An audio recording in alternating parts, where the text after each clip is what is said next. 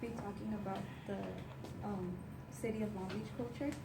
An interesting fact about this city is that it is the 36th largest city in the United States, and also it is the 7th largest city in California. The port of Long Beach happens to be the second busiest port in all of the United States. And um, it's just a city, but to me it's really important because even though I don't live in the city, I pretty much grew up in it because that's where I spent all my life. Well, I didn't live in it, but all of my childhood memories, everything is there. That's where I spend most of my time instead of actually being in my house. And you can ask several people from Long Beach what city is like, but everyone will have a different perspective depending from what side of the city you're coming from. So it just depends from what side. And it's a personally this city is pretty big. It keeps you busy in all types of perspectives.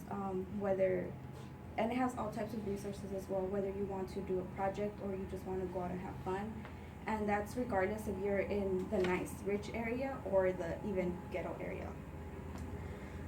The three main points that I'll talk about in the city is the beach area, the fact that there's other cities within the city of Long Beach, and the north area, which is considered the ghetto side, which is where I grew up in. The beach area in Long Beach. Well, my PowerPoint was pictures, but the computer's not. It's restarting. The beach area is the area that usually everyone envisions when you hear Long Beach, and it happens to be the busiest place of the city because it has where they have the main things. They have obviously the beach. We have the shoreline village. Next to it is the port. We have this place called the Pike where they have Ferris wheels and movie theaters and restaurants, all types of things. Because the beach is right there, people have their rental boats there, and they do offer them to rent, and you can just go out and sail them. There's also cities that are within the city of Long Beach, which is one is called Bixby Knolls, that is just considered a neighborhood.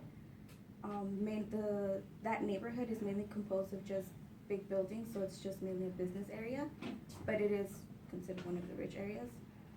There's also Signal Hill, where the main thing about Signal Hill is they have the little petroleum things, where the oil, yeah, that.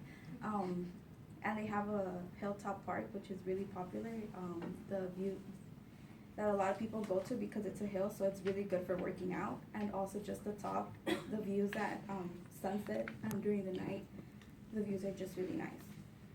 And then there's the north area, the north side, which is considered the ghetto side, and it's considered the ghetto side because it's bordered with the city of Compton, and that pretty much says it all. And that's pretty much where I grew up in, and it has a reputation, but it's not that bad. It's just what you make out of it, because if you decide to go with the reputation from it, then yeah, you'll be part of the bad side too. But if you just want to be part of the good choice, then you'll be fine. And I identify with the city because one, I'm personally a person that likes to stay busy all the time, whether it's for school or go out and have fun. And growing up here, I've always kept myself busy. I've never found myself bored. And it is pretty much all I know because, how I said, I don't exactly live there, but I spend my whole time there.